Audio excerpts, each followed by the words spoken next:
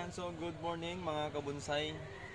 Dito naman ulit tayo. Meron tayong ginawang bonsai materials, bonsai pot. Ayan, Richard R. Isura Vlog TV. Meron tayong bonsai dito na medyo nag-wild na. Ito, i-transfer natin dito mga kabonsai. Yan, kung magustuhan nyo itong video na to, please like and share and subscribe. Yan, kaya simulan na natin. Ilipat na natin itong bonsai materials natin dito sa may gawa natin na bagong pot mga lods. Yan. Yan mga kabonsai, yan dito na yung bonsai materials natin. Tatanggalin na natin itong mga dahon niya. Tapos kakalbuin. Ilagay natin sa pot niya mga lods. Yan o. Ayan mga kalapatids, mga kabonsai lovers. Ayan, simulan ko na tong bonsai materials natin na i-transfer.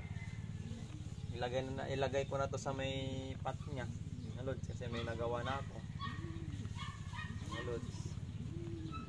Pero ang gagawin ko muna dito, tatanggalan ko muna siya ng dahon mga kabonsai. Wala, ito nga pala siya mga lods. Ang tatanggalin ko lang dito ay yung magtitira lang ako ng dalawa para mas magandang tignan. Yun o, dalawa lang yung naitanggal. Ayan o. Ayan, ito o. Ito ang lods mga kabonsai. Para maganda naman siyang tignan, mas pino mga kabonsai. Para kitang kita pa rin yung ano niya, yung mga branch niya. Yan. Ano ko muna, tanggalin ko muna lahat mga lods. Talo sa inaalam to ah.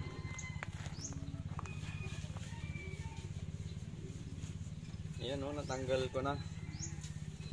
Dami siyang ugat to. Kasi ano na to, wag to 2 years, 2 to 3 years na to. 2 siguro mga lods.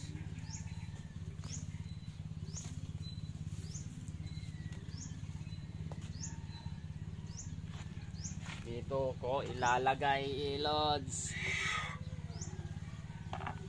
Yan. Bonsai ladder, andyan na. Yan mga lods, meron na akong linagay dito na pantali natin sa pot, ay sa bonsai materials natin no?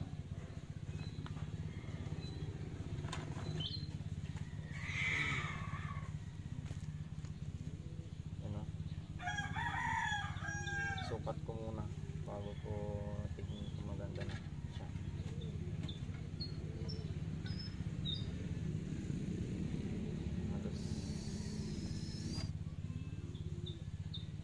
Yung lods,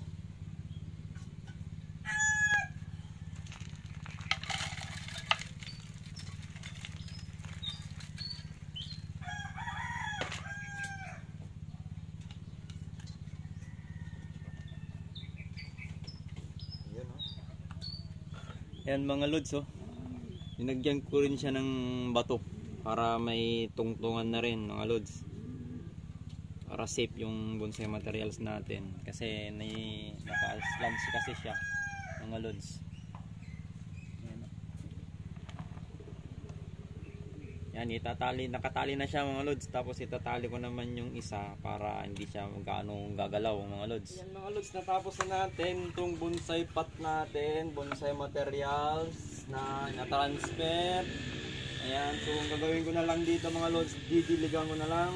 Tapos ititrim ko yung bonsai ko. Ayan, tatanggalin natin yung mga tumubo diyan. Lods oh. So, dadagdagan ko pa tong lupa niya mga lods, mga kabonsay.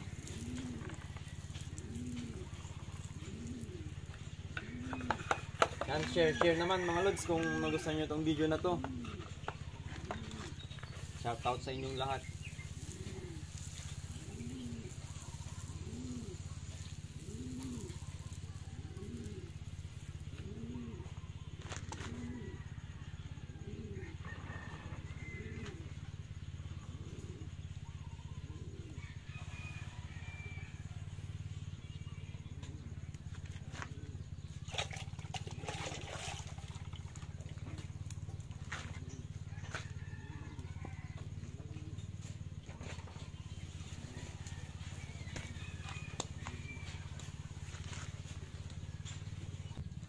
Yan mga lods, mga kabonsai lover, natapos na natin itong bonsai materials natin na ipil-ipil.